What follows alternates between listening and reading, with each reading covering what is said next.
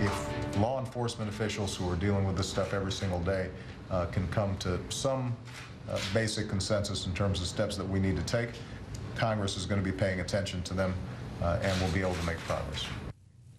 President Obama, just before today's White House meeting on guns, to remember to talk about that is Dana Loesch, the host of The Dana Show, and Charles Blow, a New York Times columnist and CNN contributor. I'm also bringing back the former Congressman Stephen Latterecka. Stephen, you were about to make a point about the Second Amendment, and in the interest of fair play, I'd like you to make that point. That's nice of you. What I was saying is that, you know, the Second Amendment's been interpreted by the Supreme Court recently in a Washington, D.C. case, Heller, and another case in Chicago, looking at gun regulations. And you can't frame the argument, why do you need that gun? That's not the issue. The issue is that the Second Amendment says you're entitled to have that gun. It also, the courts have said that you can put reasonable restrictions on that.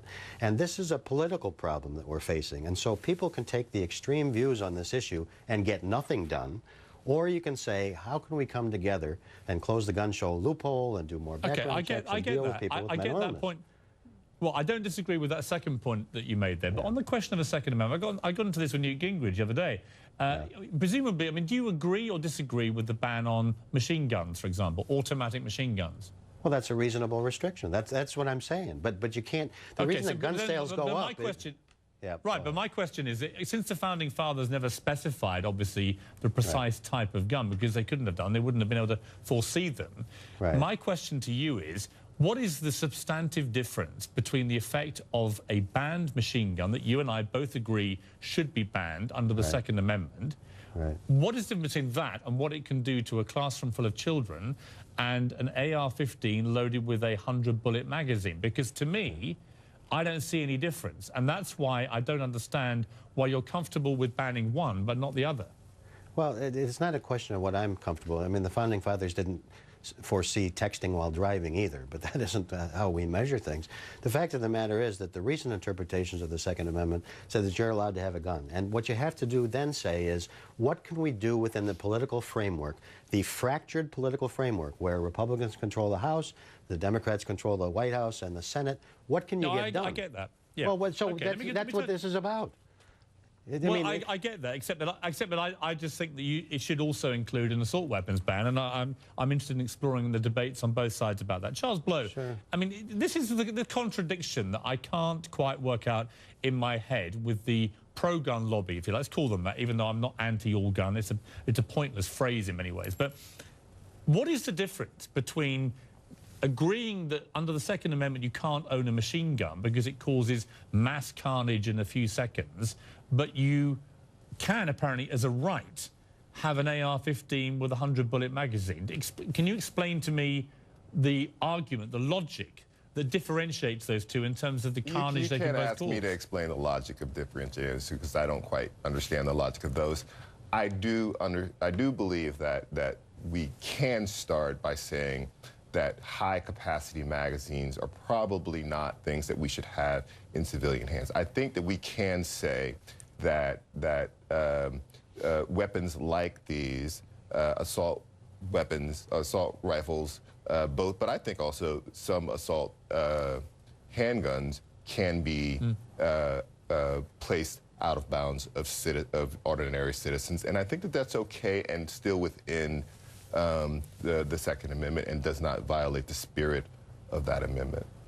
Okay, Dana Loesch, I mean, I spoke to Ray Kelly actually off camera at the end of that to try and just, because I knew that you and I have locked horns about this before, and I said, explain to me the difference between an AR-15 in reality and some of the more high-powered handguns. And he said, look, if you get a 30-bullet magazine clipped to a high-powered handgun, it can obviously fire at rapid rate, and everyone concedes that. The difference with an AR-15 is that the way that you hold it and the way that you load the magazines makes it a much easier weapon to commit mass slaughter with and a much faster one to commit it with. So he said there is a substantive difference. But I ask you the same question I've asked others, which is, what is the difference in terms of the argument that you're putting forward to me about your resistance to ban an AR-15 style weapon?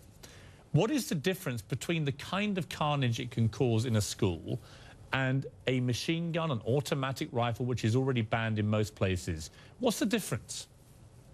Well, an AR-15 is semi-automatic, Piers, and a machine gun is obviously automatic. So one is select fire, the other, or one may have select fire capabilities. The other one, you with one pull a trigger once and you get one bullet. There's a huge difference. And I want to make a note about the magazine. But that wasn't size my as well. question. People That wasn't need my to question. My realize. question was in terms. Well, no, my I question explained was the in difference terms of to the you. ability. You asked what the difference was. Well, no, but I know the technical differences. I'm asking about the effect if a man like James Holmes walks into a movie theatre armed with, as he had, a 100-bullet magazine and an AR-15 and begins to unload. What is the difference in the carnage that he can cause in a minute compared to a machine gun? Now, the only answer is a few more dead, right? Because he still managed to hit 70 people. Well, we had the Virginia Tech shooting, which was done with handguns. By the way, I've never heard the term assault handgun before. But that Virginia Tech, that was the single deadliest shooting in the history of this country, and that was done with handguns. But if you're trying to somehow equate AR-15s with machine guns, the two are completely different. The AR-15 is the civilian version of the M16, and in fact, I asked your producers about this, Piers. I wanted to show you something. This is actually a small size of a small size AR-15, and in fact, if you would believe it, I got this at the gas station. It is a lighter that's probably not going. Oh, there it goes. Not going to work. But see, the difference between a fully automatic, an M16, which is the military style, is that you hold the trigger. Imagine this is me holding the trigger. The ammunition, the rounds keep coming. But with a semi-automatic, you have to, with one pull of the trigger, one pull, one bullet every single time. That's the difference. And you're conflating these terms, though. And I want to make another point. You cited the 40% background check. That's a bunk number. That is a completely false number. You're citing a study done on 250 people back before the Brady Act, during the Clinton administration. Dana, stop talking for a moment. Just correct that. We'll come to that after the break, but on that particular point, I know the difference technically between the M16 and the AR-15 completely. My brother uses the M16 in the Army. The point is the difference in the carnage they can cause in 1 minute in a school. I don't see much difference, and that's why I'm bemused that you believe one is entitled under your rights, but the other you're perfectly happy not to be entitled under your rights. Let's take a break. Let's come back and discuss this further, because it is a lively debate. Back now with Dana Loesch, host of The Dana Show, and Charles Blow, New York Times columnist and CNN contributor. Dana, let me ask you, I asked you this before, and you said nothing, but now you've had time to think about this. What would you personally do and authorize Washington's politicians to do to curb gun violence in America? To curb gun violence in America, stop disarming law-abiding citizens. That's the first thing I would do. Other than not removing any guns, what would you do to stop the fact that 18,000 Americans kill themselves with guns every year, 12,000 murder with guns every year, and 100,000 And Piers, that's a fraction. That's a fraction of people who have firearms, and you can't you can't just dump law-abiding gun owners in with criminals. I think that's really offensive to a lot of Americans, Dana, especially when you consider 2.7 million firearms sold the December of 2012. What would you do? What would you personally do and authorize politicians to do to reduce gun violence?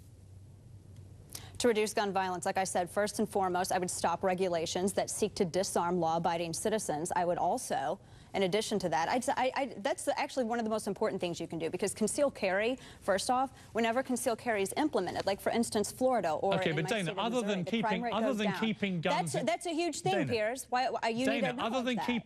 Dana, other than keeping guns in people's hands, I've got your point on that. What would you proactively do to reduce gun violence? Tougher penalties for criminals who kill people with illegally obtained firearms. Okay, Charles Blow. This is my problem, you see, with this debate. Is it the president came out with all these? I'm asking Charles. The president came out with all these plans and all these initiatives, but many Republicans and many gun rights people simply don't agree with any of them. They don't even think there should be background checks. Right, and first of all, we should make clear that none of those suggestions or proposals were to disarm any law-abiding gun owners. None of them. The government has not said that they want to do that and is not doing that. The second thing is that the NRA is basically a no-regulation organization. They don't want any new regulations of any sort.